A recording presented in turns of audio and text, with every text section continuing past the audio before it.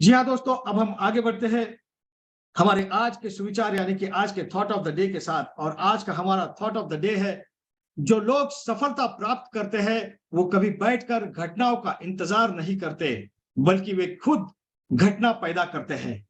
जी हाँ दोस्तों, लोग रातों रात सफल नहीं होते, उसके पीछे उनकी सालों की तपश्चर्या होती है। और जो लोग सफलता पाते हैं वो अच्छे अवसर की राह नहीं तकते, बल्कि हर अवसर को अच्छा बनाने में अपनी जान लगा देते हैं। और अब मैं जिस व्यक्तिमत्व को यहाँ पर इस मंच पर आमंत्रित करने जा रहा हूं, उन्होंने ऐसी कई सारी घटनाएं जी है। दोस्तों, अपने लक्ष्य को पाने के लिए इन्होंने अपने आप को रोजाना बेहतर और बेहतर बनाने की कोशिशें की है। दोस्तों, हर सप्ताह अपने छोटे से अपीयरेंस में यही बड़ा संदेश देने की इनकी कोशिश जारी रहती है। तो चलिए स्वागत करते हैं, आपके सामने आ रहे हैं दूरदर्शी, ध्येयवादी, महत्वाकांक्षी executive director of MCL, miss Prachi Dhole. Thank you Mangesh sir. नमस्कार। एमसीएल परिवार में एक बार फिर से मैं आप सबका स्वागत करती हूँ और चलिए हम बढ़ते हैं आज के वेबिनार सेशन की ओर। जैसे कि हम सब लोग जानते हैं कि भारत देश number 1 economy in the world प्राचीन काल से रह चुका है। और जब हम ये बात करते हैं तो ऐसे कई सारी प्रोडक्ट्स थे जिसकी वजह से हम number 1 economy in the world थे। उसमें से एक इम्पोर्टेंट प्रोडक्ट था, वो था हमारा कपड़ा, यानी हमारी टेक्सटाइल इंडस्ट्री, जिसके वजह से हम पूरे दुनिया में फेमस थे।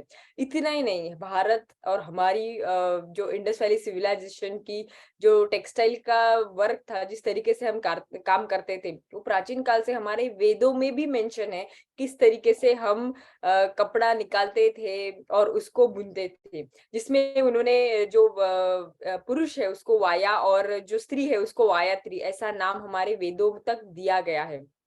और अगर पूरे दुनिया में जो था वो रोम ऐसा देश था कि वहां की जो हर साल में जो रानी थी उनको सिर्फ भारत से ही कपड़ा लगता था, और जिसके लिए वो करोड़ों सिक्के सिर्फ वो कपड़े को देते थे जो कि भारत बनाता था। भारत में अपने डिफरेंट प्रदेशों के हिसाब से वो कपड़ा बहुत ही यूनिक था और यूनिक तरीके से वो पूरे दुनिया में हम उसको देते थे। यही अट्रैक्शन था ब्रिटिशों को जब वो भारत में आए। और भारत में आने के बाद में इन्होंने जो पहला उनका काम यही था कि वो भारत से कपड़ा लेते थे और उसकी जो डिमांड थी यूरोप में, अदर कंट्रीज में, उसको वो सप्लाई करते थे।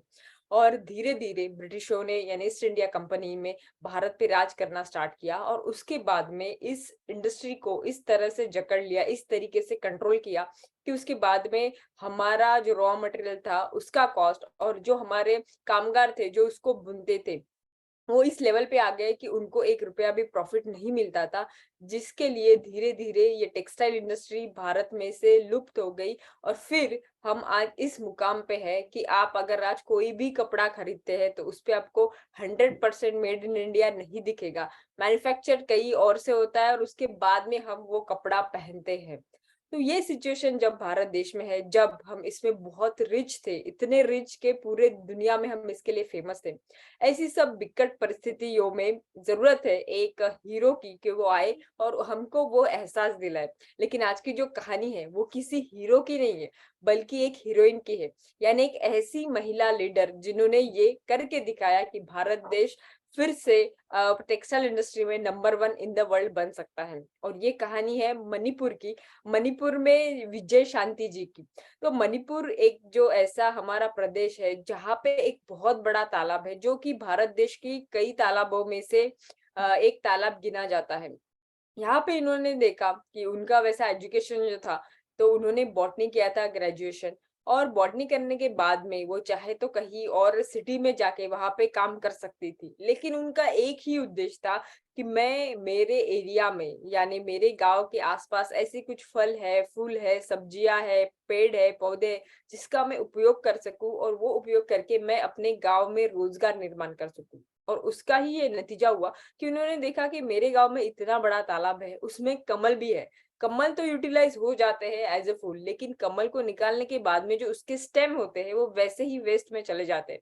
तब उनको उनके एक अंकल है जिन्होंने सुझाव दिया कि ये स्टेम से हम सिल्क निकाल सकते हैं। बस फिर उन्होंने उसी पे काम करना शुरू किया, रिसर्च किया और इस तरीके से किया कि उन्होंने कमल के स्टेम से सिल्क निकाला, जिसको लोटस सिल्क माना जाता है। और वो भारत की पहली ऐसी महिला बनी कि जो पहली महिला में नहीं बोलूंगी, व्यक्ति बोलूंगी, कि इकलौती व्यक्ति है जो कि लोटस से सिल्क निकाल सकती है। आज से कई साल पहले वियतनाम, कंबोडिया ऐसे देश में ये 2-3 ही देश है जो पूरे दुनिया में लोटस से सिल्क निकाल सकते हैं, और जिसमें भारत को ले जाने वाली ये इकलौती महिला है। ये जो लोटस से होता है, 1 मीटर अगर आपको इसका सिल्क चाहिए होता है तो लगभग उसको 30,000 तक स्टेम लग सकते हैं। लेकिन ये 100% वेगन सिल्क है। दिस इज बिकॉज ये सिल्क को लेने तक, निकालने तक और वो धागा बनाने तक 0 इलेक्ट्रिसिटी का यूटिलाइज होता है। 100% एक व्यक्ति होता है जो इस पे काम कर सकता है, और ये भी काम सिर्फ 24 आवर्स में करना पड़ता है।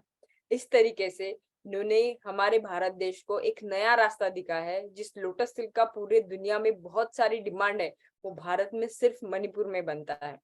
तो जब एमसीएल ये बात कहती है कि हमें सुजलाम सुफलाम देश बनाना है, तो यही चाहती है कि हर एक गांव में एक ऐसे व्यक्ति तैयार हो कि जो अपने नेचुरल रिसोर्सेस का यूटिलाइजेशन करे और फिर से भारत को सुजलाम सुफलाम बनाए। यही एमसीएल का उद्देश्य है। तो चलिए, अभी इस वेबिनार को आगे बढ़ाने के लिए मैं एक ऐसे व्यक्ति को बुलाना चाहूंगी जिन्होंने ये उद्देश्य आज नहीं बल्कि आज से 15 साल पहले ये उद्देश्य रखा है, और वो इसी उद्देश्य पे आज भी कायम है। ऐसे ही हमारे एमसीएल के रचनाकार, सलाहकार और शिल्पकार doctor Shyam Golab sir. Thank you.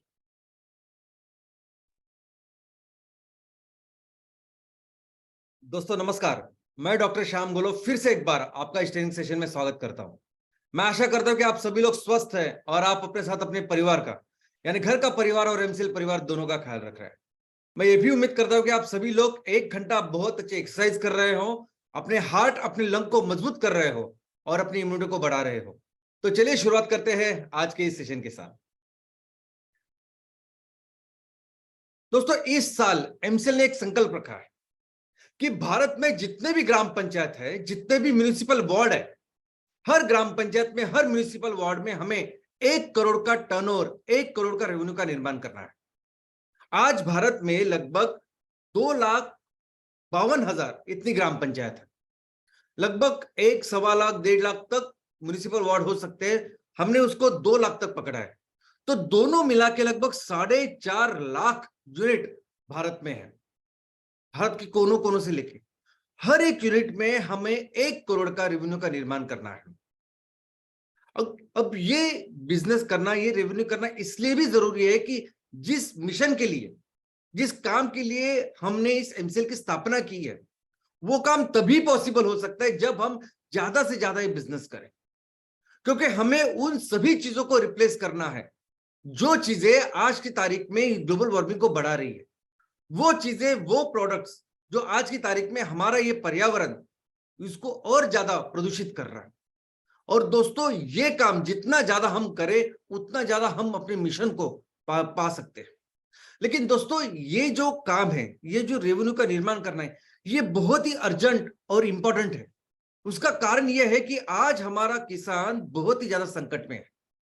पिछले 1.5 महीने से हम देख रहे हैं कि जब से होली की शुरुआत हुई है, जब से नया गर्मी का मौसम शुरुआत हुई है, हर दिन कहीं ना कहीं बारिश हो रही है, वर्षा हो रही है।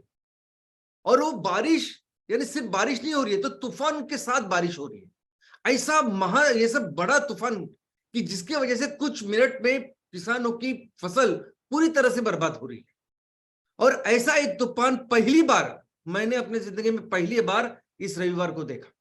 जब मैं ट्रैवल कर रहा था, मैंने इस तूफान को अपने आंखों से देखा, उसका एक्सपीरियंस लिया, और मुझे तो लगा कि ये इतना भयंकर तूफान है कि मानो आजू बाजू के सभी पेड़ अभी उखड़ जाएंगे, सभी इलेक्ट्रिसिटी पोल सब निकल जाएंगे। इतना डरावना ये तूफान था। और इस तूफान में पानी नहीं बरसता, इसमें बरसता है बर्फ। और ऐसे ही जो आप देख रहे हैं, ऐसा ही तूफान मैंने देखा महाराष्ट्र के नासिक जिले में इगतपुरी में। ये तूफान मैंने देखा, और यही पिक्चर्स जो हमारे एमसीएल परिवार के कुछ उद्योजक है वहां के, उन्होंने भेजे हैं।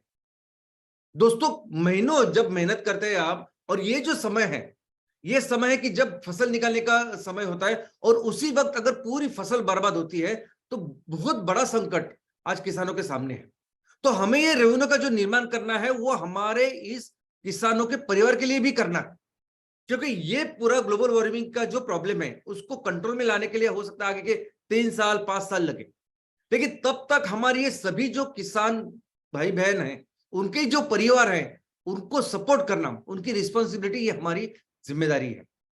हमें ये रेवेन्यू इसलिए भी करना है कि हमें अपने गांव में, अपने शहरों में एम्प्लॉयमेंट का जनरेशन करना है, रोजगार निर्माण करना है।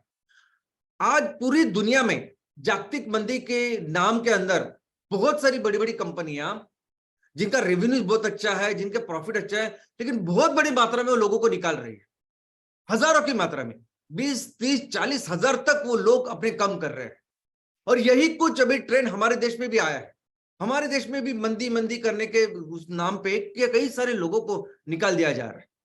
आज हमारे देश में जो अनएम्प्लॉयमेंट है, बेरोजगारी का जो आंकड़ा है, वो तो ऑन पेपर 7.8% है, लेकिन जानकारों का, एक्सपर्ट्स का ये बोलना है, ये मानना है कि इससे कई ज्यादा बेरोजगारी या अनएम्प्लॉयमेंट है।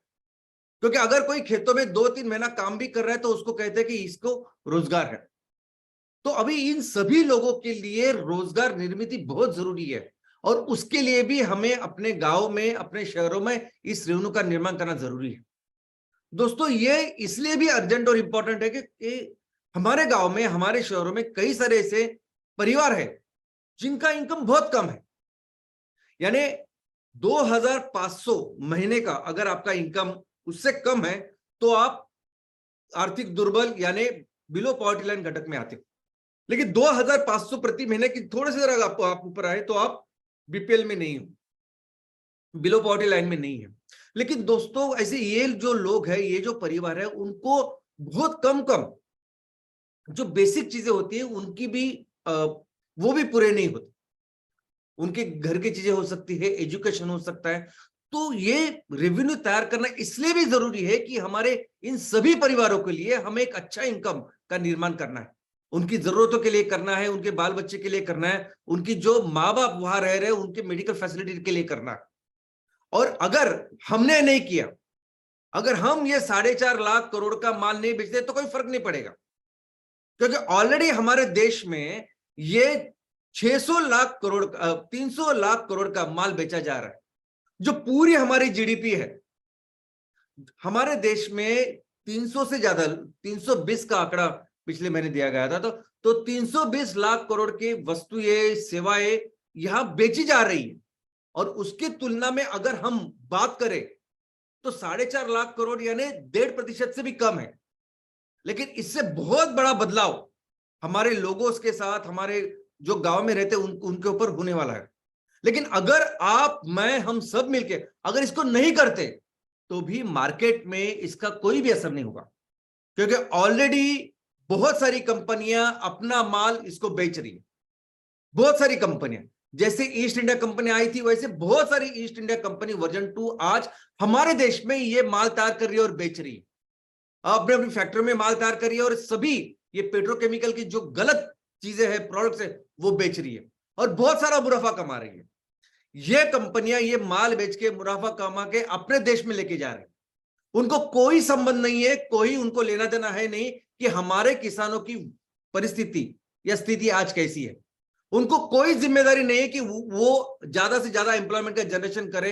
वो मस्त अपने बड़े बड़े फैक्ट्रियों में मशीनरीज, रोबोट्स, इनके जरिए माल बना रही है और बेच रही है। उनको जरा भी ये देखने की जरूरत नहीं है कि यहाँ लोगों की जो आर्थिक परिस्थिति है या रहन सहन जो है वो कैसे बेहतर करे।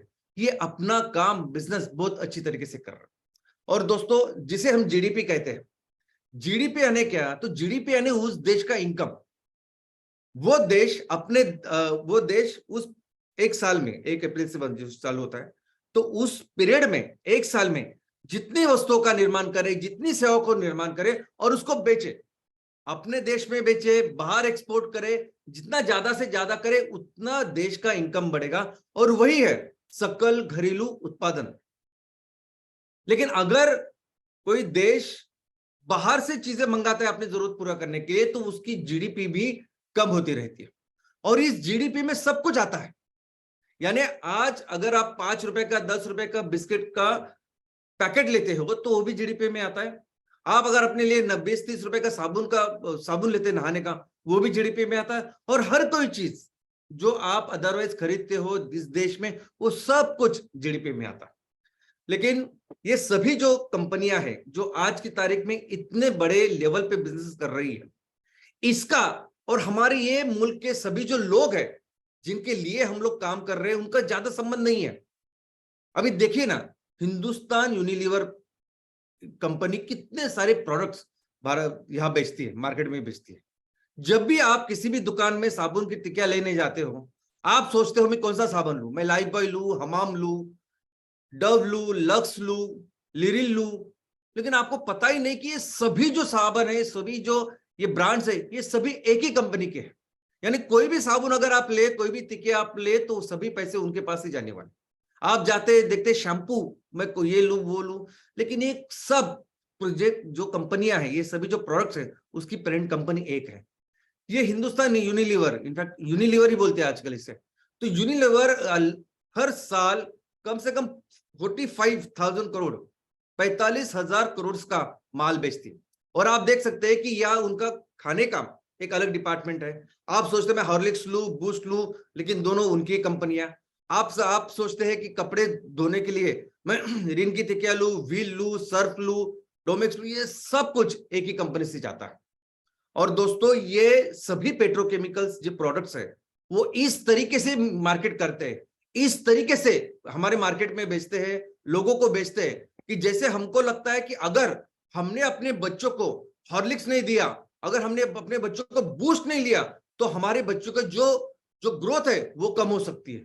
जितनी तरक्की होनी चाहिए बच्चों की, वो कम हो सकती है। लेकिन सच मानो तो कोई भी जरूरत नहीं है ऐसे प्रोडक्ट्स की, कोई भी जरूरत नहीं हमारे बच्चों को दूध और बाकी की ऐसी चीजें जो बचपन से हम देते हैं। भारत की जो संस्कृति है, उसमें जो खाना है और कई सारी चीजें जो हम प्रैक्टिस करते हैं हमारी संस्कृति की, वो बहुत बेहतर है। कोई जरूरत नहीं हमें इन चीजों को लेने की और बच्चों को देने की, लेकिन वो इस तरीके का परसेप्शन तैयार कर रही है। और वैसे ये कंपनी है Procter and Gamble. Procter and Gamble कम से कम 20,000 करोड़ का माल हर साल हमारे देश में बेच रही है।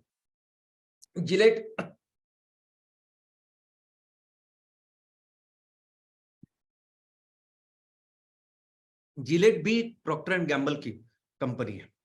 तो दोस्तों, ये सभी जो कंपनियां हैं, ये आज की तारीख में ये सिर्फ पेट्रोकेमिकल ही नहीं, लेकिन जो अदरवाइज हमारे स्वास्थ्य के लिए अच्छी नहीं, ऐसी भी कंपनियां, ऐसे भी प्रोडक्ट्स बेच रही है। यानी ऐसे शैम्पू, ऐसे साबुन जो हमारे स्किन के लिए, बालों के लिए बिल्कुल अच्छे नहीं, कई सारी चीजों की एलर्जी होती है हमें, फिर भी वो बेचते हैं। हमें जरूरत है कि इन सभी प्रोडक्ट्स को रिप्लेस करें ऐसे प्रोडक्ट के साथ जो बेहतर हो, कस्टमर के लिए भी बेहतर हो, हमारे इस पर्यावरण के लिए भी बेहतर हो और हमारे लोगों के लिए भी बेहतर हो। और दोस्तों, जीडीपी की जो ग्रोथ है, आज हमारे देश में जितना जीडीपी निर्माण होगा, अनुमान था कि वो 6.4, पहले तो 6.8 था, बाद में 6.4, और अभी परसों की न्यूज है कि ये अनुमान ये बताया गया है आईएमएफ ने कि ये जो आने वाले साल में हमारे भारत की जो इकोनॉमी, जो जीडीपी है, वो 6 से कम रहेगी, 5.9 रहेगी। और इसका कारण यह है कि कैसे वो अनुमान निकालते हैं। इसका कारण यह है कि हम बहुत ज्यादा हमारी जरूरतों के लिए बहुत ज्यादा चीजें बाहर से मंगा रहे हैं, इंपोर्ट कर रहे हैं, और जिसकी वजह से फिर हमारी जीडीपी की जितनी ग्रोथ होनी चाहिए वो कम होती है। आज की तारीख में भारत दुनिया की 5वीं सबसे बड़ी इकोनॉमी है, लेकिन इसका मतलब यह है कि हमारे देश में लोग ही इतने रहते हैं। आज हमारे पूरी दुनिया में सबसे ज्यादा लोग आज भारत में रहते हैं। इस साल में हमने चाइना को ऑलरेडी क्रॉस किया, ऐसा अनुमान है। आज की तारीख में चाइना से 30 लाख लोग ज्यादा रहते हैं, ऐसा एक अंदाज है। अभी ये सारे लोगों की जो जरूरतें है, वो जरूरतें पकड़ के अपने आप ये इकोनॉमी 5वीं दुनिया की सबसे बड़ी होती है।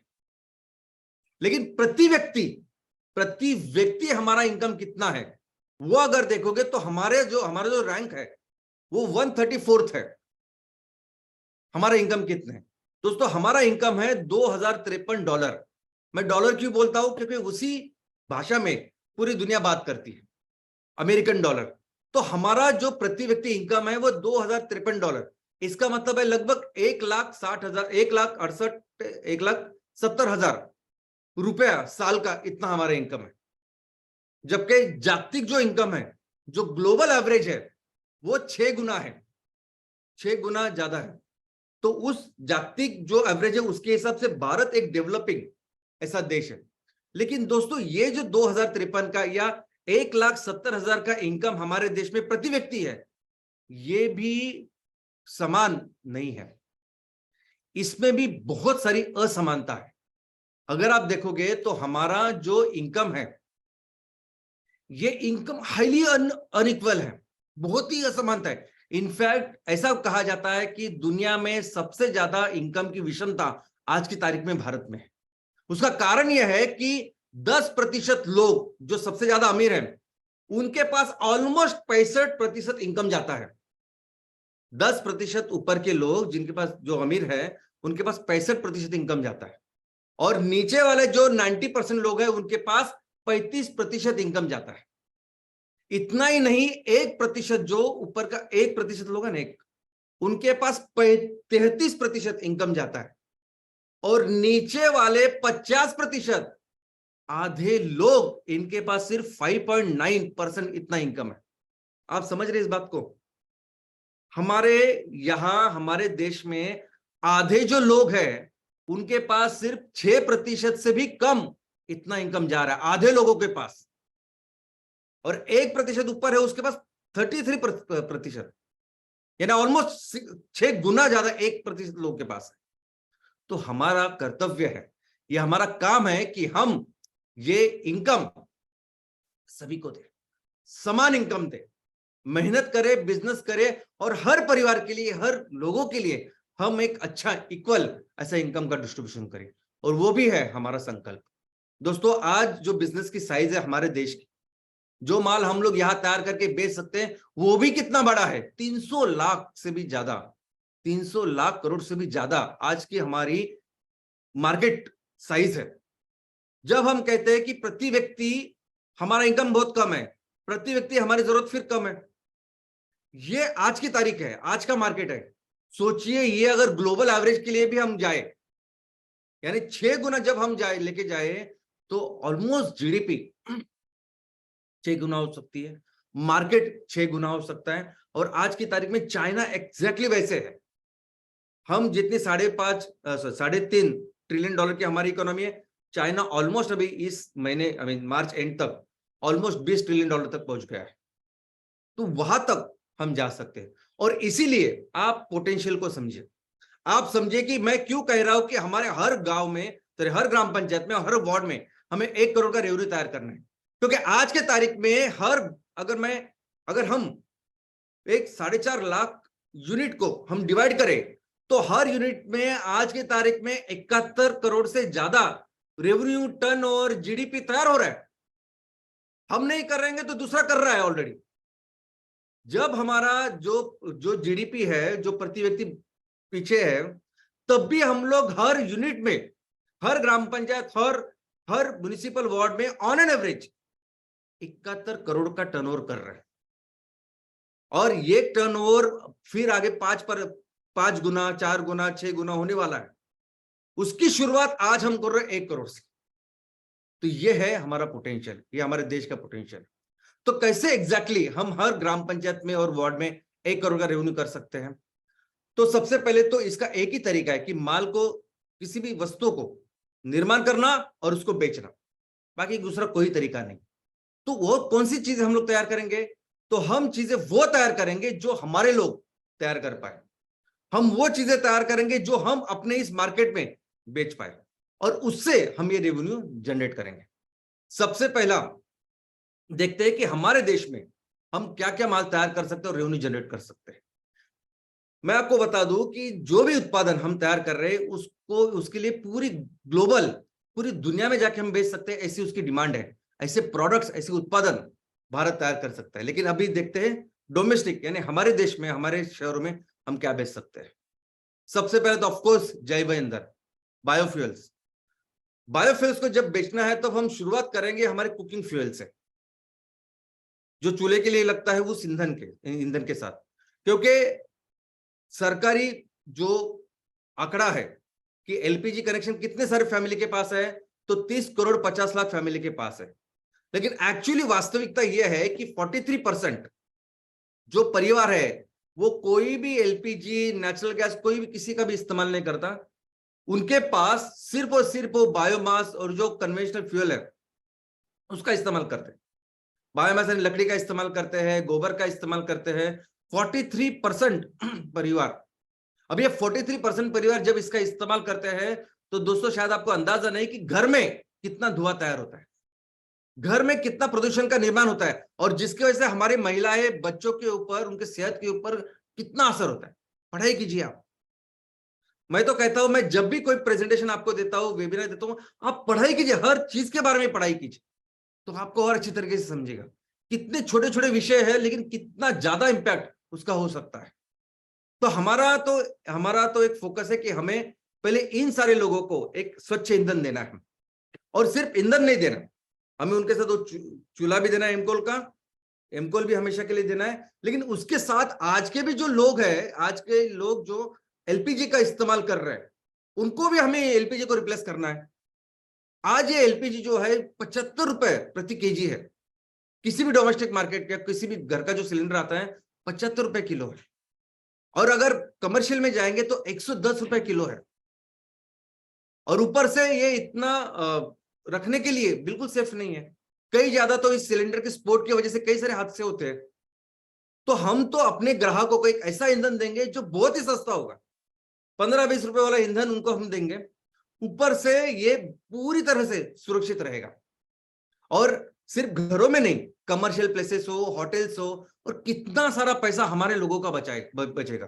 क्योंकि आज जो भी एलपीजी, जो भी नेचुरल गैस हम लोग मंगा रहे हैं, हम घर में तैयार नहीं कर रहे, बाहर से मंगा रहे हैं। तो ये पूरे निचोड़ के, ये मेहनत करके जो पैसे कमाए वो उनको दे रहे हैं हम लोग, जो बाहर से हमें ये एलपीजी सप्लाई करते हैं। दूसरा ये एमकोल हम अपने तहसील में तो कई सारी जगह पे सेल करने वाले हैं। जैसे इंडस्ट्रियल में जहां जहां एफओ, एलडीओ इस्तेमाल हो रहा है, डीजल इस्तेमाल हो रहा है, उस जगह पे एमकोल।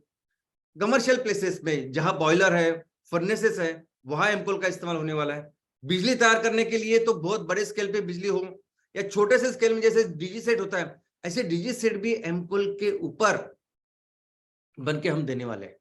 इसके अलावा जो एमसीएनजी है, एमसीएनजी तो हर तरह के डीजल, पेट्रोल के व्हीकल को हम उस ईंधन को रिप्लेस करेंगे हमारे एमसीएनजी के साथ। यानी टू व्हीलर से लेके बस तक और रिक्शा से लेकर ट्रक तक हर गाड़ी चल सकती है एमसीएनजी के ऊपर। और ये फॉसिल सीएनजी, ये डीजल, पेट्रोल को पूरी तरह से हम लोग इसका निर्माण कर सकते हैं। लेकिन ये जैव ईंधन जो चीज है, इस जैव ईंधन के लिए बनने के लिए, फैक्ट्रियां लगाने के लिए, उसको उस मात्रा में तैयार करने के लिए वक्त लगने वाला है। क्योंकि जितनी जरूरत आज हमारे गांव में है, तहसीलों में, शहरों में है, तो उस क्वांटम तक, उस क्वांटिटी तक जाने के लिए वक्त लगेगा। इंफ्रास्ट्रक्चर तैयार करने के लिए वक्त लगेगा, और फिर उसका रेवेन्यू तैयार करने के लिए भी वक्त लगेगा। लेकिन आज कुछ ऐसी चीजें जो इमीडिएटली हमारे लोगों के लिए, परिवारों के लिए बहुत अच्छा रेवेन्यू और इनकम का निर्माण कर सकते हैं। और उसमें बहुत इंपॉर्टेंट कैटेगरी है फास्ट मूविंग कंज्यूमर गुड्स, यानी ऐसे प्रोडक्ट्स जिसे एफएमसीजी भी बोलते हैं, ऐसे प्रोडक्ट जो कस्टमर, जो उपभोक्ता बार बार तेजी से लेते हैं, हर दिन उसको लगते हैं, ऐसे सभी उत्पादनों को हम कहते हैं एफएमसीजी। ये एक बहुत बड़ा मार्केट है। आज की तारीख में 13 लाख करोड़ से भी ज्यादा मार्केट है, जो 2025 तक ऑलमोस्ट 16 लाख करोड़ का होने वाला है। और उसपे हर दिन की चीजें, यानी दूध से लेके अब सब्जियां, वेजिटेबल, ये सब कुछ उसमें आता है। लेकिन वो चीजें जो हम एज अ कंपनी तैयार कर सकते हैं और हमारे लोगों का रेवेन्यू बड़ा कर सकते हैं, वो क्या है? तो उसमें पहली कैटेगरी आती है प्रोसेस्ड फूड्स। दोस्तों आज सिर्फ एक एग्जांपल मैं आपको देता हूं। ये जो चिप्स है, ये पोटैटो चिप्स, बनाना चिप्स, अलग अलग जो चिप्स बेचा जाता है, वो उसका मार्केट हमारे देश में 18,000 करोड़ का है। और ये बेचता कौन है? तो पेप्सी, नंबर 1 कंपनी है पेप्सी। कुरकुरे भी उसके हैं, लेज भी उसके हैं, कई सारे उत्पादन उसके हैं, हमें पता ही नहीं होता। और ये केमिकल, यानी जो आज ऑर्गेनिक, जो केमिकल फार्मिंग हो रही है, उसके तरह से उन्होंने वो आलू के चिप्स करते हैं और हमें बेच रहे हैं। हाँ, हम ऑर्गेनिक चिप्स तैयार करके बेच सकते हैं। हम खुद का जब ऑर्गेनिक एग्रीकल्चर करेंगे, ऑर्गेनिक फार्मिंग करेंगे, हमारी जब फसल तैयार होगी तब तो ठीक है। लेकिन आज की तारीख में जो भी ऐसे लोग हैं जो आज ऑर्गेनिक आलू तैयार करते हैं, जो ऑर्गेनिक केला तैयार करते हैं, उनसे लेके ऑर्गेनिक हम चिप्स तैयार कर सकते हैं और उसको बेच सकते हैं। 18,000 करोड़ का वो मार्केट है। और ऊपर से हम देने वाले ऐसी चीज जो विष मुक्त है, जिसमें कोई केमिकल्स नहीं है।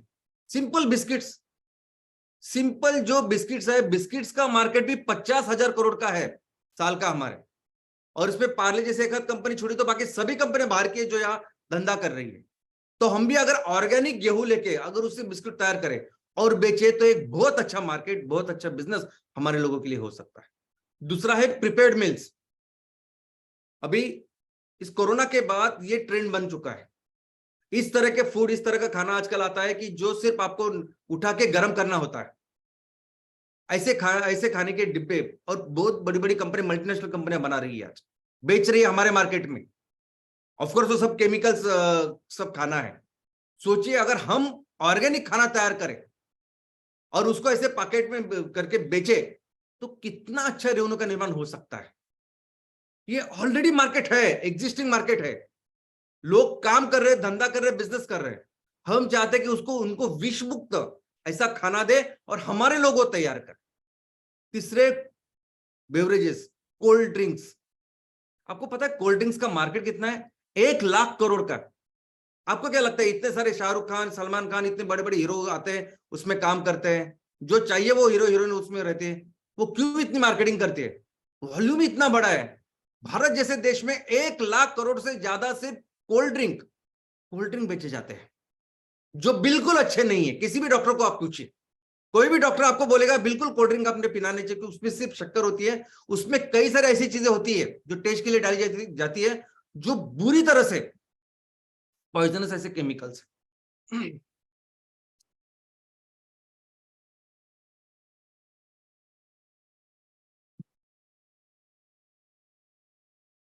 कभी कभी उनमें लेड, आर्सेनिक ऐसी चीजें भी पाई जाती है।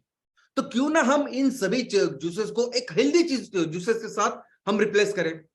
ऐसे जूसेस जो लोगों को अच्छे भी लगे, जो लोगों को पीने के लिए अच्छे लगे, उनकी सेहत का ख्याल रखे और बाकी पर्यावरण का भी ख्याल रखे। इतना बड़ा मार्केट आज हमारे देश में है, 1 लाख करोड़ का। उसके अलावा ये बेक फूड, आज ये सिंपल ब्रेड्स है, कुकीज है, कितना बड़ा लोकल मार्केट भी हो सकता है। 100% ऑर्गेनिक गेहूं के साथ अगर हम ब्रेड बनाए तो कितना अच्छा मार्केट। बिकॉज ऑलरेडी यूरोप में, बाकी कुछ जगह पे ऑलरेडी ऐसे ब्रांड है जो 100% ऑर्गेनिक ब्रेड में और बहुत महंगे बेचे जाते हैं। हमको महंगे नहीं बेचने, लेकिन वो बेचने हैं और ये केमिकल जो है ये ब्रेड, उसको रिप्लेस करना है। दोस्तों, इसके अलावा एक बहुत बड़ा मार्केट है दवाइयों का। ऐसी दवाइयां जिसके लिए प्रिस्क्रिप्शन नहीं लगता, यानी आप मेडिकल में जा सकते हो और उनको ले सकते हो। ऐसी जो दवाइयां है ओवर द काउंटर, ये दवाई का मार्केट भी 1 लाख करोड़ का है। यानी पेन बाम हो गए, ये घुटनों वाला तेल हो गया, ये पीठ का तेल हो गया, या कोई टैबलेट होती है, in fact multivitamin capsule, multivitamin tablet, ये भी आते हैं। ये भी आपने देखे होंगे कि बड़े बड़े स्टार इसकी मार्केटिंग करते हैं, क्योंकि ये बिजनेस भी बहुत बड़ा है, हमें पता नहीं चलता। छोटे छोटे इसमें आपको लगता है कि 2 रुपए के, 5 रुपए की टैबलेट आपने खरीदी थी, क्या खरीदी, लेकिन दोस्तों इसका वॉल्यूम इतना बड़ा है। लोग ये हमारे यहाँ इतने सारे रहते हैं, यहां भी बाहर की कंपनी आके धंधा कर रही है, बहुत ज्यादा हजारों करोड़ का माल तैयार करके बेच रही है हमें। और इससे कई गुना ज्यादा जो उत्पादन है वो हमारे आयुर्वेदा का है, कई सारे। ये जो तेल है, जो दर्द के तेल हो सकते हैं, या मालिश के तेल हो सकते हैं, या दवाइयां हो सकती, इतनी अच्छी चीजें हैं। त्रिफला चूर्ण से लेके शिलाजीत से लेके कई सारी चीज जो बिल्कुल हानिकारक नहीं है हमारे चीज के लिए, और इनसे तो कई ज्यादा बेहतर है। एक क्लीनिंग प्रोडक्ट्स। दोस्तों, क्लीनिंग प्रोडक्ट्स यानी कितने आम चीज है, यानी ऐसी चीजें, ऐसी क्लीनिंग प्रोडक्ट जो सोचे कि आप अपनी जो फर्श है उसको साफ करने के लिए इसका इस्तेमाल करते हैं, कांच है उसको साफ करने के लिए करते हैं, टॉयलेट में जो बेसिन है उसको साफ करने के लिए करते हैं। अभी कितना धंधा होता होगा उसका। 80,000 करोड़ का। एक ही कंपनी है, जो कंपनी पूरी भारत में उसका कंट्रोल है, इसका सब केमिकल्स है, पूरी तरह से पेट्रोकेमिकल से बने हुए इनके उत्पादन है, जो हम ऐसे खरीदते हैं और सब खरीदते हैं इसको। यानी सिर्फ अमीर खरीदते हैं क्या? नहीं, नॉर्मल कॉमन छोटे घर वाला भी सब लोग इसको खरीदते हैं। 80,000 करोड़। और इस सभी चीजों को हम रिप्लेस कर सकते हैं ऑर्गेनिक चीजों से, ऐसी चीजें जो हमारे वनस्पति से बनेगी, खेतों से बनेगी, और ये बहुत ही अच्छा ऐसा रिजल्ट भी देगी। इनके बाद खत्म धोने के बाद जो पानी निकलेगा वो भी पानी बाकी की दूसरे पानी को खराब नहीं करेगा जैसे ये करते हैं। ये जो केमिकल है, एक बार आपने धोने के बाद जो निकलता है वो ऐसा प्रदूषण है, बाद में कहीं तो जाके वो समुद्र को या किसी दूसरे पानी के स्रोत को खराब कर सकते हैं, लेकिन हमारा नहीं। और ऐसा 80,000 करोड़ का बिजनेस आज हमारे देश में है, जिसको हम कर सकते हैं। आप, मैं, हम सब लोग मिलकर कर सकते हैं। इसके अलावा कॉस्मेटिक्स का ऑलमोस्ट 2 लाख करोड़ का बिजनेस है, 2 लाख करोड़ का रेवेन्यू है। ये बहुत बड़ा नंबर है, 2 लाख करोड़। इसमें साबुन से लेके हमारे टूथपेस्ट से लेके ये पाउडर, ये लोशन, ये अलग अलग क्रीम, और दोस्तों सब कुछ केमिकल्स है, सब कुछ पेट्रोकेमिकल्स है। कई सारे ऐसी चीजें कि जिनसे एलर्जी हो रही है, जरा भी हमारे स्किन के लिए अच्छी नहीं, जरा भी हमारे बाल के लिए अच्छी नहीं है, लेकिन दिखाते तो ऐसे है। हीरो हीरोइन तो ऐसा इस्तेमाल करते कि हमको ऐसा लगता है, ऐसे परसेप्शन तैयार होता है कि उसको लगाने के बाद मैं भी हीरो जैसा दिखूंगा, वो लगाने के बाद मेरे भी बाल उस हीरो जैसे होंगे। ऐसा बिल्कुल नहीं है। इनसे कई कई कई गुना अच्छे जो प्रोडक्ट्स है आज हमारे देश में, केरला में हो सकते हैं, गुजरात में हो सकते हैं, राजस्थान, हर जगह है वो, और ये कई गुना अच्छे हैं। आयुर्वेद एक ऐसी चीज है जिसके शायद बारे में शायद हमें अंदाजा ही नहीं है, क्योंकि ये सिर्फ कॉस्मेटिक्स नहीं है, ये दवाई है। ये आपके स्किन, आपके सभी चीजों का बहुत अच्छा ख्याल रखती है और हमेशा के लिए रखती है। ये सारा जो मार्केट है, ये भी हम लोग इस पे काम कर सकते हैं, एक अच्छा रेवेन्यू इसमें जनरेट कर सकते हैं। इसके अलावा ऑफिस के जो बहुत सारी चीजें प्लास्टिक से बनती है आजकल, कोई भी ऑफिस, छोटा हो बड़ा हो, और ये सभी जो ऑफिस सप्लाईज है, ऑफिस की जरूरत है, उन सभी जरूरतों को पूरा कर सकते हैं हम इको फ्रेंडली चीजों के साथ। ये तो हुई फास्ट मूविंग कंज्यूमर प्रोडक्ट्स, लेकिन उसके साथ कुछ ऐसी चीजें हैं जो आज इमीडिएटली हम लोग तैयार कर सकते हैं और उससे रेवेन्यू हमारे लोगों के लिए तैयार कर सकते हैं। उसमें एक है रिसाइकल प्लास्टिक। हमें हर ग्राम पंचायत को, हर वार्ड को 0 वेस्ट बनाना है, कचरा मुक्त वार्ड, कचरा मुक्त गांव, कचरा मुक्त ग्राम पंचायत ऐसे बनाना है। यानी कोई भी ऐसी चीज नहीं चाहिए जो डंपिंग ग्राउंड में जानी चाहिए। और हमें पता है कि आज प्लास्टिक कितना ज्यादा कहर ढा रहा है, प्लास्टिक की वजह से कितना सारा प्रदूषण हो रहा है। ये सभी प्लास्टिक अगर हम इकट्ठा करें, इसको रिसाइकल करें, तो आज उसको बहुत ज्यादा डिमांड है। इनफैक्ट ये प्लास्टिक जमा करने के लिए भी कई सारे लोगों को एक अच्छा रोजगार मिल सकता है हमारे गांव में, ऐसी आज परिस्थिति है। और ये जो प्लास्टिक है, रिसाइकल प्लास्टिक, एक तो हम रिसाइकल करके प्रोडक्ट्स बना सकते हैं, नहीं तो कई सारे ऐसी कंपनी जिनको चाहिए ये प्लास्टिक, जिसकी वजह से नया आने वाला जो प्लास्टिक है उस पर हम रोक लगाए। दोस्तों, ये रबर का भी वैसे हाल है। बहुत जगह पे रबर को जब जलाते हैं, ये बहुत ही भयानक ऐसा प्रदूषण करती है। ये सभी तरह के रबर, सिर्फ टायर ही नहीं, अलग अलग तरह के जो रबर आज हमारे कचरे में जा रहे हैं, उसको हम इकट्ठा करें, या हर दिन जो तैयार हो रहे हैं उसको रोक लगाए, ये सभी रबर हम रिसाइकल में डाल सकते हैं। एक ऐसा उत्पादन तैयार कर सकते हैं कि जो उत्पादन आज की तारीख में कंस्ट्रक्शन में जा रहा है, रेल के लिए, रोड के लिए उसका उपयोग हो रहा है। हमारे फ्लोरिंग के लिए एक बहुत अच्छी रिसाइकल रबर का जो फ्लोरिंग है, उसको बहुत डिमांड आज की तारीख में है। इसके अलावा ऑफकोर्स बांबू प्रोडक्ट्स, कई सारे ऐसे बांबू के उत्पादन हैं जो प्लास्टिक और रबर इन चीजों को रिप्लेस कर सकती है। इनफैक्ट हमारे परिवार में भी कितने सारे ऐसे लोग हैं, आज हमारा परिवार इतना बड़ा बन चुका है, कितने सारे लोग हैं कि जिनके गांव में, आजू बाजू में ऐसे उत्पादन आज रेडीली अवेलेबल है, जिसको हम मार्केट कर सकते हैं। इसके अलावा जूट, दोस्तों शायद आपको पता नहीं होगा, पूरी दुनिया में जूट सिर्फ और सिर्फ भारत में बनता है, भारत और बांग्लादेश का थोड़ा सा पार्ट। यानी जूट एक ऐसी चीज है कि जिसे इतने सारे उत्पादन तैयार हो सकते हैं, इतनी अच्छी अच्छी बैग्स तैयार हो सकते हैं कि आप सोच नहीं सकते। कोई जरूरत नहीं लेदर की और बाकी किसी चीज की, ऐसी जूट है, लेकिन उसके बारे में लोगों को पता नहीं। इतने सारे प्रोडक्ट्स तैयार कर सकते हैं और हम उसको बेच सकते हैं, रेवेन्यू तैयार कर सकते हैं। कॉटन इंडस्ट्री, टेक्सटाइल इंडस्ट्री, दोस्तों जैसे मैडम ने कहा कि भारत जाना जाता था, एंशिएंट इंडिया में हम लोग इतने अमीर क्यों थे, इतना ज्यादा जीडीपी क्यों था, हम बिजनेस करते थे, हम माल तैयार करते थे, बेचते थे, और हमारे जो वस्त्र थे पूरी दुनिया में फेमस थे। और वो वस्त्र सिर्फ क्वालिटी के लिए नहीं, उसके फैशन के लिए फेमस थे। और उन्होंने सही कहा बोला मैडम ने कि इजिप्ट से लेके चाइना के जो राजा महाराजा रानियां सब थी, उनको भारत में जो बने हुए वस्त्र थे वही वो पहनते थे। इतना इतना क्रेज भारत की थी। अंग्रेज उसी के लिए आए, अंग्रेज उसी की वजह से इतने अमीर बने, जो निचोड़ निचोड़ के जो उन्होंने अपनी खुद की ये इकोनॉमी बनाई, ब्रिटेन ने, इंग्लैंड ने, उसका बहुत इंपॉर्टेंट जो बेस था वो था ये टेक्सटाइल इंडस्ट्री। इसीलिए उन्होंने मुंबई को इतना बड़ा किया, कलकत्ता को बड़ा किया, इतने सारी मिलें तैयार की। और आज देखेंगे तो 80% ये जो कपड़ा बन रहा है वो मैनमेड फाइबर से, पॉलिस्टर, टेरिकॉट, इससे बन रहा है, क्रूड ऑयल से बन रहा है। 20% ही है, लेकिन आज भी हमारे देश में सबसे ज्यादा कॉटन का प्रोडक्शन होता है, दुनिया में दूसरे स्थान पे है हम लोग। और यही कॉटन अगर हम लोग इस्तेमाल करें तो कई सारे कपड़े भी बना सकते हैं। यानी आज आपको यकीन नहीं होगा, आज ऐसी परिस्थिति है कि जहां ये कॉटन ज्यादा तैयार होता है वहां किसान आंदोलन कर रहे हैं कि उनके कॉटन के लिए, उनके रुई के लिए, कपास के लिए एक अच्छा इनकम दो, अच्छे भाव दे दो, रेट दे दो।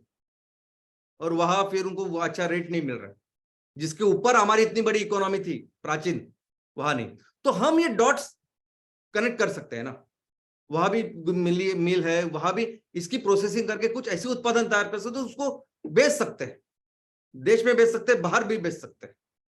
और सिर्फ इतना ही नहीं, कॉटन के जो बाथरूम के जो प्रोडक्ट्स है, यानी कई से तो ऐसी कंपनियां हैं पूरी दुनिया में, ग्लोबल कंपनियां, जो सिर्फ और सिर्फ बाथरूम के कपड़े बनाते हैं, यानी सिर्फ टॉवेल बनाते हैं, सिर्फ वो कर्टन बनाती है, पाय पोछने वाले जो होते हैं वो बनाते हैं। तो ये सब जब कॉटन के अगर हम तैयार करें तो इसको बहुत अच्छा डिमांड पूरी दुनिया में। फर्नीचर, आज फर्नीचर भी एक ऐसा सेक्टर है कि जहां मैक्सिमम ये पेट्रोकेमिकल से बना हुआ ये फर्नीचर आता है, और जो फर्नीचर इस्तेमाल करने के बाद कचरा बन जाता है और वो फिर से हमारे इस पर्यावरण को गंदा कर रहा है, और उसको 100% रिप्लेस कर सकते हैं हम अपने बांबू के साथ। यानी एक तो पेट्रोकेमिकल का आता है, तो दूसरा जो फर्नीचर जेन्युइन लकड़ी का बनता है उसके लिए भी जंगल काटते हैं आप लोग, तो कोई जरूरत नहीं करने की ना। बांबू से फर्नीचर अगर बने तो कोई भी ऐसी आपकी जो जरूरत है, हर जरूरत पूरा कर सकते हैं हम बांबू के साथ। ये फर्नीचर तैयार कर सकते हैं, इसको भी प्रमोट कर सकते हैं, इसको बेच सकते हैं। इसके अलावा शूज, चप्पल, ये पूरी तरह से आज बन रही है पेट्रोकेमिकल से, रबर से बन रही है, प्लास्टिक से बन रही है, और कई सारे ऐसे हमारे पास ऑप्शन है, विकल्प है, जो in fact as a handicraft also हम लोग दुनिया में बहुत अच्छा काम कर सकते हैं, बहुत अच्छे अच्छे उत्पादन हम तैयार कर सकते हैं और बेच सकते हैं। इसके अलावा टॉयज जो हमने देखा, अभी सिंपल खिलौने, चाइना हर साल 35,000 करोड़ से ज्यादा के खिलौने हमें बेच रहा है, प्लास्टिक के खिलौने, ऐसे खिलौने की जो इस्तेमाल करने के बाद बहुत बड़ा कचरा बन रहा है। और इस पूरी इंडस्ट्री को हम रिप्लेस कर सकते हैं हमारे खुद के खिलौने के साथ, जो 100% इको फ्रेंडली है, जो 100% पर्यावरण का ख्याल रखेंगे, और बेहतर ऐसे खिलौने जो सदियों से हम लोग बनाते आ रहे हैं। कितना अच्छा मार्केट है, कितना हमारे घर में बहुत बड़ा मार्केट है दोस्तों। इसके अलावा स्पोर्ट्स के कई सारे इक्विपमेंट है जो हम बना सकते हैं, जो इको फ्रेंडली हो, ऑर्गेनिक हो।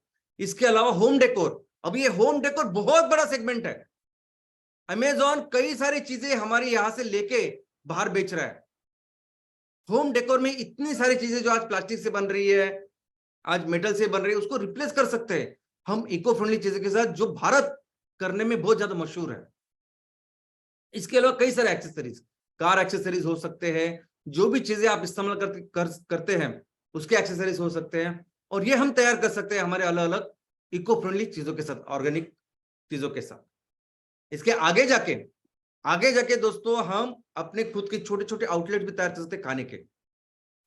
लोकल जो फूड है हमारा, अभी जैसे मैं मुंबई में बड़ा हुआ इसलिए मुझे वड़ा पाव पता है, लेकिन डोसा हो सकता है, ढोकला हो सकता है, कोई भी चीज जो आप लोकली हमारे यहाँ मिलती है। लेकिन अगर उसी चीज को हम प्रॉपरली शुद्ध 100% ऑर्गेनिक करके अगर उसके छोटे छोटे आउटलेट्स तैयार करें, यानी 100% ऑर्गेनिक वड़ा पाव, जिससे जो आलू होगा वो 100% ऑर्गेनिक होगा, जो बेसन होगा वो 100% ऑर्गेनिक होगा, जो पाव होगा उसका ब्रेड होगा वो 100% ऑर्गेनिक होगा, जो मिर्ची भी होगी वो भी ऑर्गेनिक होगी, और जो मसाला होगा वो भी ऑर्गेनिक होगा। उसके साथ जो चाय हम आपको देंगे वो भी 100% ऑर्गेनिक दूध, ऑर्गेनिक चाय पत्ती और ऑर्गेनिक शक्कर से बनेगी। मुझे बताइए, अगर एक ऐसा सिंपल हमने तैयार किए तो भी कितना अच्छा रेवेन्यू हमारे लोग ले सकते हैं। क्योंकि आज के तारीख में मैकडोनल्ड है, वो KFC है, हजारों करोड़ का बिजनेस कर रही है लोग, और हजारों करोड़ का पैसा जनरेट कर रही है, प्रॉफिट जनरेट कर रही है हमारे देश से। तो ऐसे कई सारे ऑप्शंस है कि जिसके वजह से हम अपने इस गांव में, ग्राम पंचायत में और शहरों के म्युनिसिपल वार्ड में हम 1 करोड़ का रेवेन्यू तैयार करेंगे। लेकिन इसके लिए क्राइटेरिया हम लोगों ने रखा है, उसके बाद ही हम इसको लॉन्च कर रहे हो। क्राइटेरिया क्या है? तो सबसे पहले तो प्रोडक्ट सबसे अच्छा होना चाहिए। देखो, कोई भी कंपनी किसी भी क्षेत्र में अगर नंबर 1 का काम कर रही है, उसका कारण है प्रोडक्ट।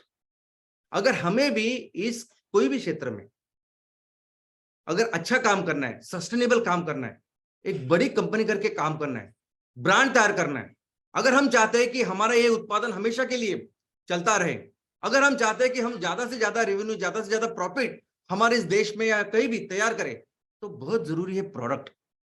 ऐसा प्रोडक्ट होना चाहिए कि जो लोग इस्तेमाल करें उनको वो अच्छा लगे, उनको जरूरतों को पूरा करें और बार बार लोगों को वो लेने का मन करे।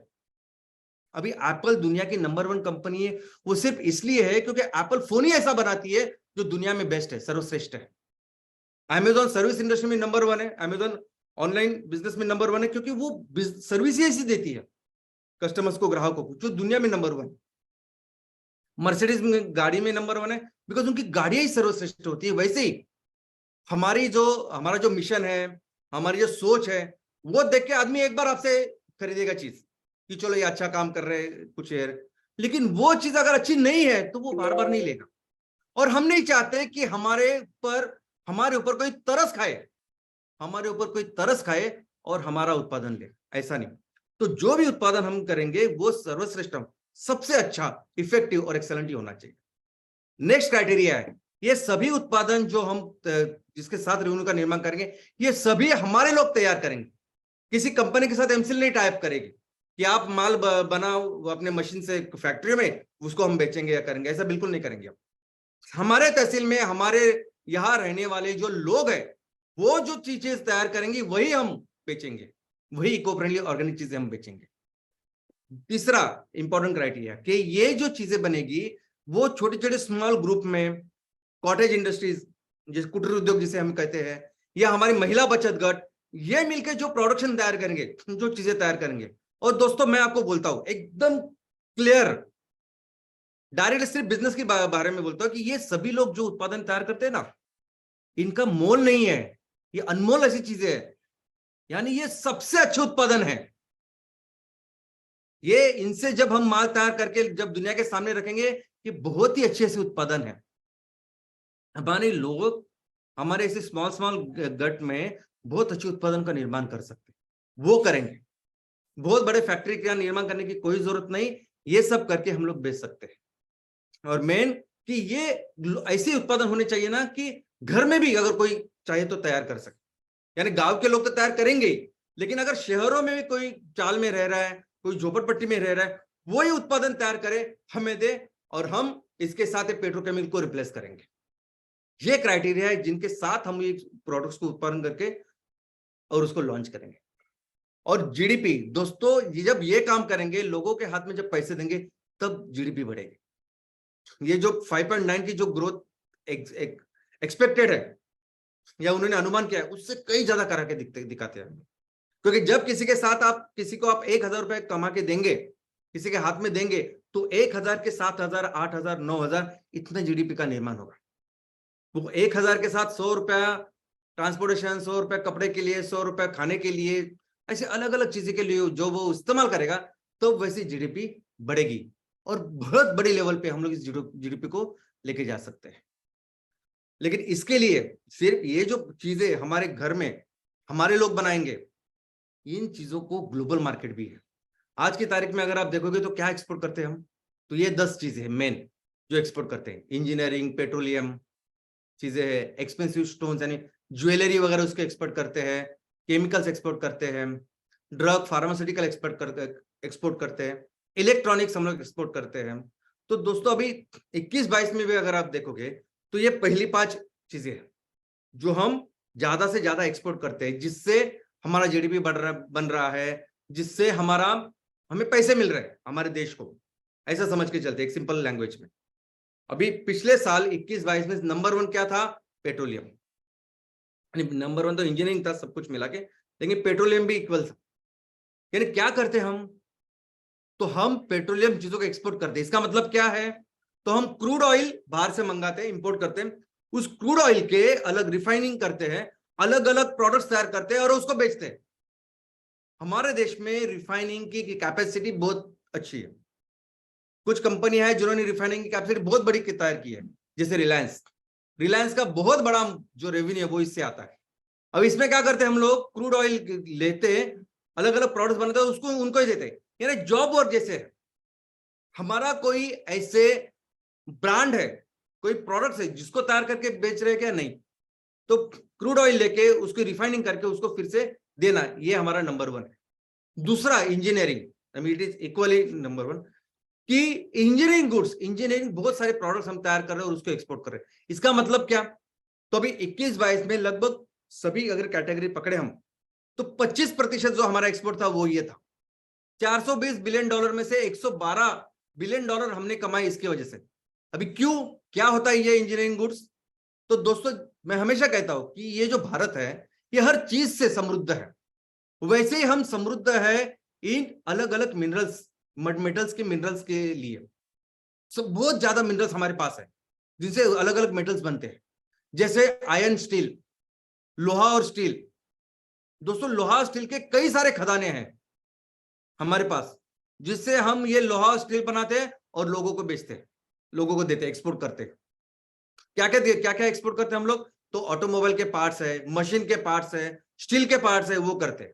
और सिर्फ फेरस नहीं, नॉन फेरस मेटल यानी एल्यूमिनियम, कॉपर, लेड, ये भी ऐसी कुछ मेटल्स है जो हमारे देश में बहुत सारे होते हैं, वो भी हम लोग मेटल्स तैयार करते हैं, वो देते हैं।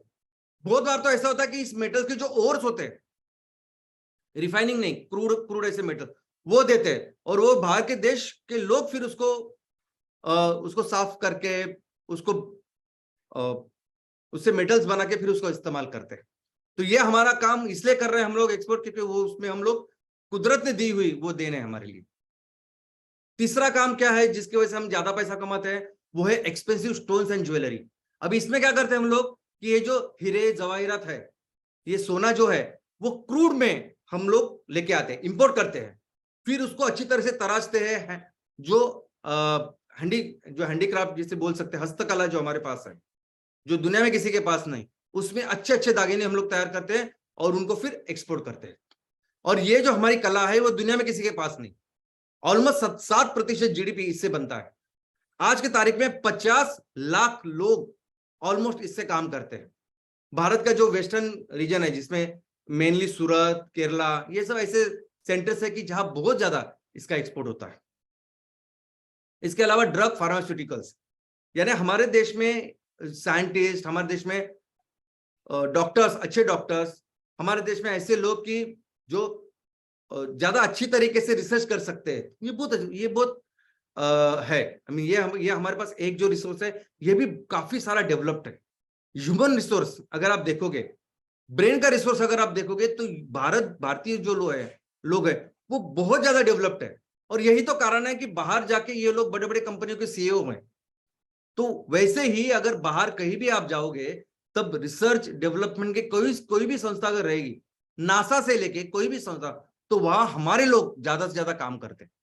और इसी का एक फायदा ऐसा है कि हमने जो अलग अलग दवाइयां बनती है, ड्रग फार्मास्यूटिकल, उसमें भी हमारे यहाँ अच्छा रिसर्च होता है, अच्छी दवाएं तैयार होते हैं और वो हम बेचते हैं।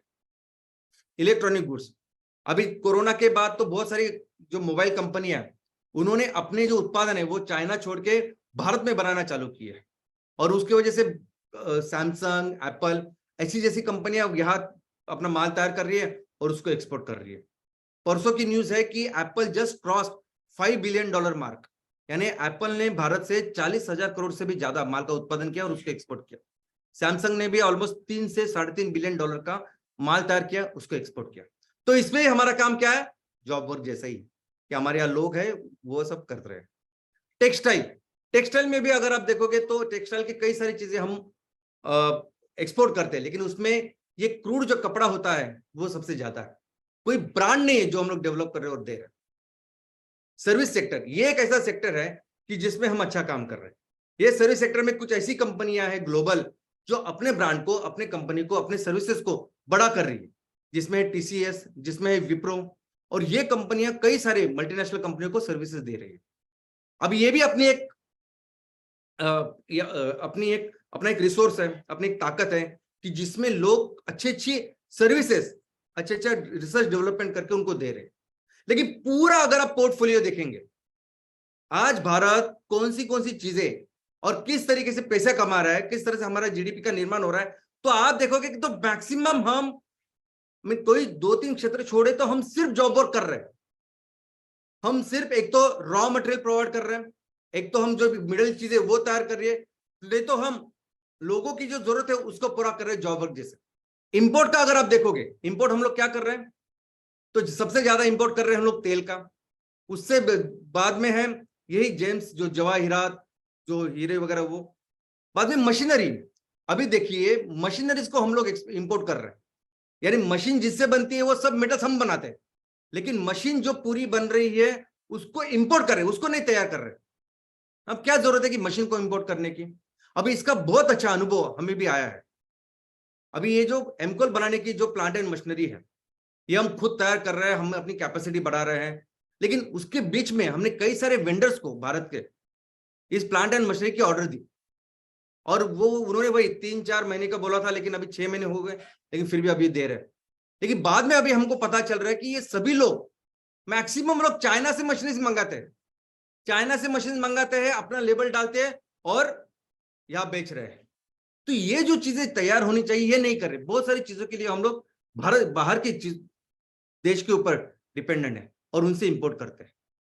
और दोस्तों इसीलिए जो हमारी आज जो कैपेसिटी है वो डेवलप नहीं हो रही है।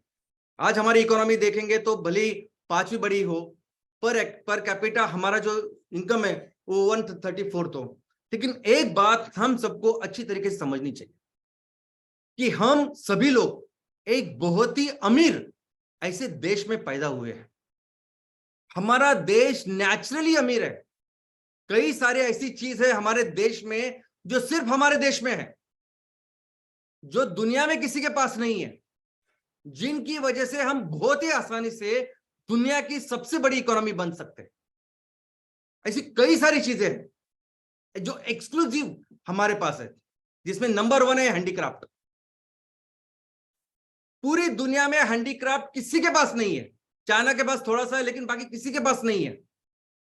और यही कारण है कि हमने ये ज्वेलरी में, जेम्स में हम लोग इतना बिजनेस कर रहे हैं। स्विट्जरलैंड में जो हो रहा है वो भी ज्वेलरी में है, लेकिन वो नहीं कर सकते जो हम कर सकते हैं। हैंडीक्राफ्ट एक ऐसी चीज है जो सिर्फ एक्सक्लूसिवली भारत के पास है, सदियों से हम लोग कर रहे हैं। ये वो चीज है कि जो मशीन नहीं कर सकती। ये जो AI हम लोग बोलते हैं ये नहीं कर सकता, रोबोट्स नहीं कर सकते।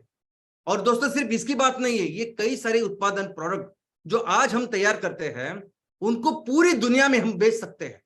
एक्सक्लूसिव ये हमारा है, हमारी मोनोपोली आप समझ सकते हैं ये है। और एक बहुत बड़े रेवेन्यू का, GDP का निर्माण हम इससे कर सकते हैं। दूसरी जो सबसे बड़ी ताकत है वो है एग्रीकल्चर। आज पूरी दुनिया जाना चाहती है सस्टेनेबिलिटी के राह पर। पूरी दुनिया को लगता है कि हम ऐसी चीजों का निर्माण करें और इस दुनिया को महफूज रखें। और ऐसी सस्टेनेबल प्रोडक्ट्स अगर आपको चाहिए तो वो सिर्फ आ सकती है खेती से। और दुनिया में किसी देश के पास इतनी खेती नहीं जितने भारत के पास है। दुनिया में किसी के पास इतने लोग नहीं है जो खेती में काम करते हैं जो भारत के पास है। और एक बहुत बड़ी ताकत ये आज हमारी है। आज भले ही हमारा किसान इस संकट में हो, आज भले ही हर दिन हम देख रहे हैं कुछ ना कुछ हो रहा है, लेकिन ये बहुत ही टेम्पररी है दोस्तों। आने वाले दिनों में जो भविष्य है वो सिर्फ और सिर्फ किसान का है और सिर्फ खेती का है। आने वाले दिनों में जो अलग अलग प्रोफेशन है, क्या बनना है आपको बड़े होके, कौन सा ऐसा प्रोफेशन है कि सबसे ज्यादा पैसा मिलेगा तो आने वाले दिनों में वही खेती होने वाले है। और एक किसान जो आज खेती कर रहे हैं वो सबसे अमीर कम्युनिटी हमारे देश में होने वाली है। इसके अलावा लोग भी एक बहुत बड़ी ताकत है। आज हम दुनिया में नंबर 1 है लोगों के लिए। सबसे ज्यादा लोग हमारे यहाँ रहते हैं, आबादी हमारे यहाँ। लेकिन ये आबादी ऐसी नहीं है, ये बहुत काम की उपयोग ऐसी आबादी, बहुत ज्यादा ब्रेन से डेवलप्ड है हम लोग। सिर्फ यही नहीं तो ये सभी लोग इस तरीके के कारीगर है, इस तरीके की चीजें बना सकती है जो बाहर के देश के लोग नहीं बना सकते। बाहर के देश के लोग मशीन में कुछ कर सकते जैसे चाइना के लोग कर रहे हैं, लेकिन ये ऐसी चीजें जो नहीं कोई कर सकता, जो हम मैक्सिमम तैयार कर सकते हैं और पूरी दुनिया को आज सेल कर सकते हैं।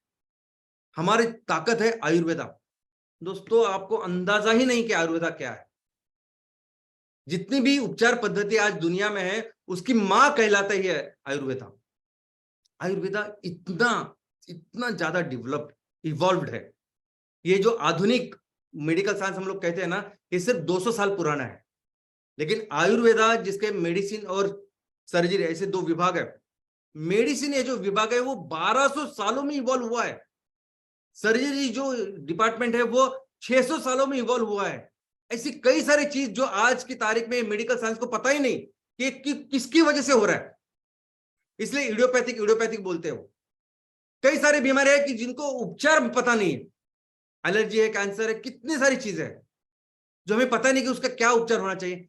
कि पूरा आने वाले दिनों में आयुर्वेदा सोल्यूशन देगा। आयुर्वेदा आने वाले दिनों में पूरी दुनिया के लिए एक बहुत बड़ा वरदान होने वाला है। ये बहुत बड़ी ताकत भारत की दुनिया के सामने प्रस्थापित होने वाली है। और इसका एक बहुत छोटा सा एग्जांपल आपके सामने है और वो है योगा। जिसने भी इस्तेमाल किया, जिसने भी इसका उपयोग किया, उसको पता चला कि योगा क्या है। सब एक्सरसाइज एक तरफ और योगा एक तरफ है। शारीरिक, मानसिक, हर चीज के लिए योगा है। और योगा आज की तारीख में अगर आप देखोगे तो दुनिया के सभी सेलिब्रिटीज, यानी सिर्फ भारत में जो रहते हैं वो हीरो हीरोइन या जो सेलिब्रिटी, वही नहीं, पूरे अमेरिकन के जितने भी सेलिब्रिटी वो योगा तैयार करते हैं, योगा प्रैक्टिस करते हैं। और सिर्फ अमेरिका नहीं, दुनिया में कई सारे देश, अमेरिका से लेके पाकिस्तान तक लोग योगा फॉलो करते हैं। तो ये आयुर्वेदा का एक सिंगल छोटा सा फैसेट है, चेहरा जो आपने देखा हुआ है। सोचिए अगर इसी आयुर्वेदा को जब हम डेवलप करेंगे और एक उपचार पद्धति, एक मेडिसिन करके जब आएंगे ना, एक बहुत बड़ी इंडस्ट्री होने वाली है। और दोस्तों, आप एक बात में हमेशा ख्याल रखिए, एक बात को कभी ना भूलिए कि हम बहुत ही ज्यादा अमीर देश में पैदा हुए हैं। हम नेचुरली दुनिया की सबसे बड़ी इकोनॉमी, नेचुरली ऐसी चीज है हमारे पास जो दुनिया में किसी के पास नहीं है। हम आसानी से अभी दुनिया की नंबर 1 की इकोनॉमी होने वाले, क्योंकि ये चीजें सदियों से लोगों ने सैकड़ों सालों में तैयार की हुई है, जो धरोहर जिसके हमारे पास है। अभी देखो ना, सामने मैं आपको एग्जांपल देता हूं। अमेज़न, कितने दिन हो गए वो भारत में आकर बिजनेस शुरू करके ऑनलाइन। अभी उसने शुरुआत किया हैंडीक्राफ्ट बेचने की। आज की तारीख में अमेज़न $5 बिलियन का, यानी 40,000 करोड़ के ऊपर तो सिर्फ हैंडीक्राफ्ट बेच रहा है। उसको पहले पता नहीं था, शायद पहले 3 साल लगे उसको 1 बिलियन का माल बेचने के लिए, दूसरा बिलियन 17 महीने में। लेकिन आज की तारीख में 40,000 करोड़ से ज्यादा सिर्फ हैंडीक्राफ्ट बेच रहा है। और उसने क्या लक्ष्य बनाया कि मुझे सिर्फ 40,000 नहीं, मुझे 2.25 लाख करोड़ का, यानी 5 गुना 4 गुना इतना माल बेचना है। ये अमेज़न इतना करता है। और क्या बेचता है? ये वही बेच रहा है जो चीजें अभी हमने देखे ना, वही बेचता है अमेज़न। कोई जो हम हुनर हाथ में देखते हैं, बाकी छोटी छोटी चीजें देखते हैं ना, वही अमेज़न बेच रहा है इतना बड़ा। तो दोस्तों, ये ताकत मैं आपको बताना चाहता हूं कि हमारे इसमें ताकत, जैसे लोगों को पता चलेगी सस्टेनेबल चीजों के बारे में, इको फ्रेंडली चीजों के बारे में, बहुत बड़े रेवेन्यू का, जीडीपी का, प्रॉफिट का निर्माण होने वाला है। सवाल यह है कि करेगा कौन? आज भारत में ये बिजनेस हमने करने चाहिए, लेकिन कर रहा है अमेज़न। वैसे ही खेतों में कल जाके खेती सबसे बड़ा रिसोर्स है, और हम चाहते हैं कि ये सभी बिजनेस हमारे लोग करें। और इसीलिए एमसीएल बहुत बार वो डिसीजन लेती है कि जो डिसीजन हमारे लोगों के हित में हो। हम नहीं चाहते कि हमारा भविष्य, हमारा ये पूरा बिजनेस, इसकी धरोहर फिर से किसी अंग्रेजों के हाथ में चली जाए। इसलिए हम लोग ये काम कर रहे हैं। और जिस तरीका, जो हमारा काम करने का तरीका है, वो इसलिए है और दोस्तों ये जो बात है, जब एमसीएल, देखिए अमेजॉन एक ऑनलाइन प्लेटफॉर्म है जिसके वजह से वो प्रोडक्ट्स तैयार कर रहा है और बेच रहा है। इमेजिन एमसीएल क्या करेगी। एमसीएल जब हर गांव में, हर घर में जाके लोगों से अलग अलग उत्पादन जो इस पेट्रोकेमिकल को रिप्लेस करेंगे, जो इस धरती का ख्याल रखेंगे, इको फ्रेंडली ऐसी चीजों का निर्माण करेगी, हर चीज का। आप सोचिए क्या करेंगे। जब गांव में, घर घर में, शहरों में, हर घर में जाके अगर वस्तु का निर्माण होगा, तो सोचिए एमसीएल क्या करेगी। और जिसको पूरी तरह से पता है भारत क्या चीज है, उसको पूरी तरह से पता है कि हमारे चीजों के बारे में, प्रोडक्ट्स के बारे में क्या कर सकते हैं हम लोग। जो ऑनलाइन कर सकते उससे कई गुना ज्यादा आज हमारी ताकत है, भारतीयों की ताकत है। और ये जो संकल्प है, ये संकल्प सिर्फ वो रेवेन्यू का नहीं है कि हमें हर ग्राम पंचायत में, वार्ड में 1 करोड़ का रेवेन्यू जनरेट करना है। ये संकल्प रेवेन्यू का है ही नहीं। हम जानते हैं कि हमारी ताकत ही इतनी है कि हम सिर्फ राइट डायरेक्शन में, सही दिशा में काम करें तो अपने आप हम वो रेवेन्यू जनरेट करेंगे। क्या संकल्प है आज हमारा? तो हमारा संकल्प है 100% एम्प्लॉयमेंट जनरेशन का। हमारे गांव में, हमारे तहसीलों में, हमारे शहरों में, हमारे म्युनिसिपल वार्ड में कोई भी ऐसा एक भी आदमी नहीं होना चाहिए, कोई भी एक युवा, कोई भी एक महिला, कोई भी एक ऐसा आदमी नहीं होना चाहिए कि जिसको नौकरी की जरूरत है, रोजगार की जरूरत है और उसके पास कुछ काम नहीं है। वो हमारी जिम्मेदारी 100% रोजगार का निर्माण करना, 100% लोगों को रोजगार देना, ये हमारा असली संकल्प है। दोस्तों हमारा असली संकल्प यह है कि हर परिवार को एक अच्छा इनकम मिले, एक अच्छा इनकम मिले जिसकी वजह से उनकी पूरी जरूरत पूरे हो। आई मीन अच्छे जूते हो, अच्छे वस्त्र हो, घर के लिए जो जरूरी चीजें वो मिले, जो शिक्षा के लिए चाहिए, मेडिकल फैसिलिटी की चाहिए, वो उनके लिए मिले। इतना इनकम उनको देना, ये हमारा असली संकल्प है। और ये सब बहुत आसानी से कर सकते हैं हम। जो प्रोडक्ट्स का निर्माण हम कर सकते हैं, जो एक्सक्लूसिव हम कर सकते हैं, जिसको दुनिया में बेच सकते हैं, आज हमारे घर में बेच सकते हैं, इससे बहुत ज्यादा रेवेन्यू का निर्माण कर सकते हैं। और दोस्तों यही है चीज कि जिससे हम अपने देश को फिर से आसानी से दुनिया की नंबर 1 इकोनॉमी बनाएंगे। Thank you.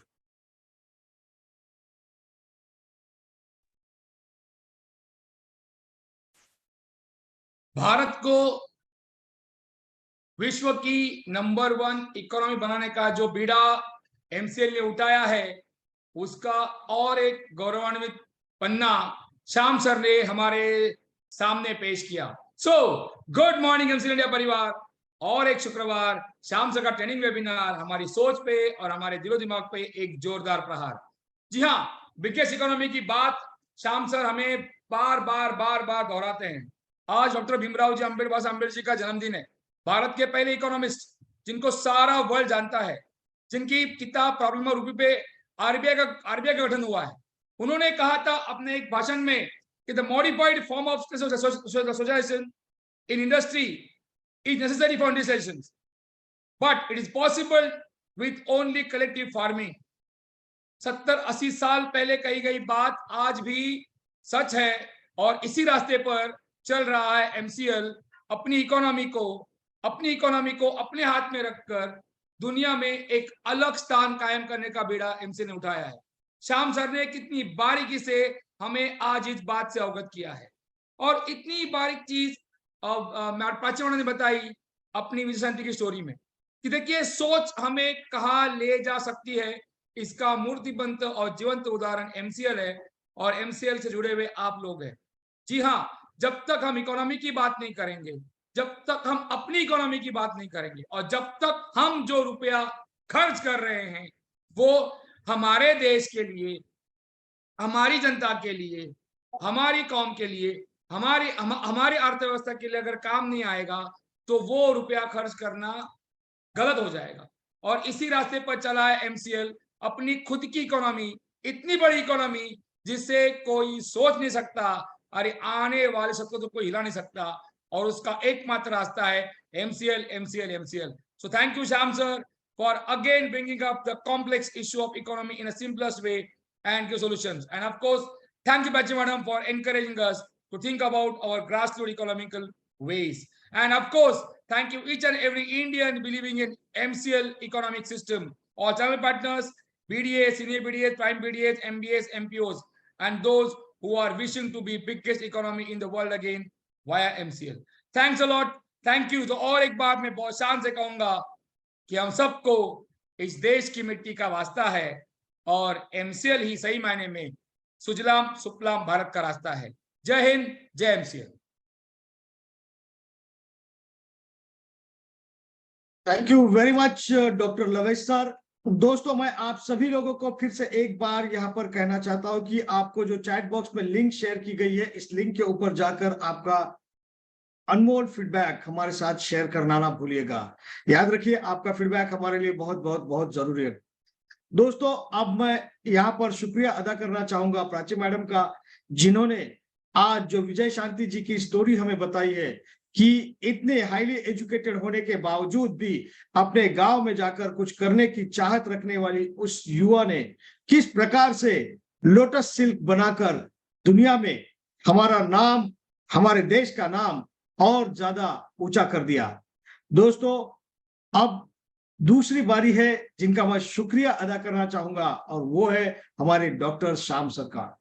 श्याम सर जो हमेशा हमारी इकोनॉमी के बारे में बात करते हैं, लेकिन साथ ही साथ उसका दूसरा पन्ना होता है कि हम सस्टेनेबिलिटी की बात करते हैं, हम इको फ्रेंडली प्रोडक्ट्स की बात करते हैं, और हम खेती की बात करते हैं, हम किसानों की बात करते हैं। जी हाँ दोस्तों, क्योंकि हम चाहते हैं कि हमारी असली ताकत क्या है, इस ताकत का ही इस्तेमाल करके हम किस प्रकार से फिर एक बार दुनिया में नंबर 1 की इकोनॉमी बन सकते हैं, और जिसकी शुरुआत अब ऑलरेडी हो चुकी है। जी हाँ दोस्तों, आप सभी के सपोर्ट की वजह से अब बहुत ही जल्द यह सपना साकार होगा, और इस सपने को दिशा देने वाले हैं हमारे श्याम सर। उनका मैं फिर एक बार पूरे एमसीएल परिवार की ओर से शुक्रिया अदा करता हूँ। Thank you very much Shyam sir. और शुक्रिया अदा करना चाहूंगा आप सभी लोगों का जो इस फैमिली के साथ में जुड़े हुए, सभी स्टेक होल्डर्स, हमारे सारे एमबीपी चैनल पार्टनर्स, हमारे सारे प्रमोटर्स, एमबीएस, और हमारे सारे बीडीएस, सीनियर बीडीएस और प्राइम बीडीएस। जी हाँ दोस्तों, आप सभी लोगों का जो भरोसा है, उसी भरोसे की वजह से ही एमसीएल आज यहाँ तक पहुंच गए। दोस्तों, आप सभी लोगों को मैं ये दिल से रिक्वेस्ट करना चाहूंगा कि आप अपना और पूरे एमसीएल परिवार की सेहत का ख्याल रखिए। तो दोस्तों, फिर एक बार हम इस इकोनॉमी का अगला पन्ना क्या होगा और हमारी जिम्मेदारियां क्या होगी, ये जानने के लिए मिलेंगे अगले शुक्रवार। तब तक के लिए मैं मंगेश शेलार, आपका होस्ट, आपसे अलविदा कहता हूं। धन्यवाद।